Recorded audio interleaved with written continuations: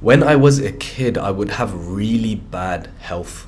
I used to have these really severe stomach problems where I wouldn't be able to get to sleep. I would be in so much pain for the whole night that I just wasn't able to get to sleep. I would be awake, I'd be crying my eyes out. My parents would be awake trying to put me to sleep too. And so as a 7, 8, 9-year-old, this was my life. And so what my parents started to do was, while I was trying to get to sleep, they would put on movies for me. I would be in the living room and they'd put on, I remember, Despicable Me. As I was watching the movie and I was laughing while I was focusing on Gru and the Minions and that guy who's got the haircut, right?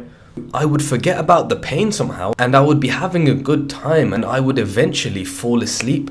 And so my point here is, if you have an addiction to lust, if you keep watching haram videos every single night and you keep talking about how you have so many urges and how you feel this fire inside of you, and if your whole life is revolving around the addiction, like, yeah, I made it to 7-day streak, I made it to 14-day streak, you're going around proud of yourself that you achieved such numbers, what you're doing is that you're still focusing on the pain. And so what you need to realize is that you need to build a life that makes you forget about the pain, that makes you forget about the urges. You need dreams and ambitions so big that you completely forget about how difficult it might be, how high your testosterone is, how many flashbacks you're getting. You need to be doing so much and so focused on your life that the urges are just in the background. It's background noise now.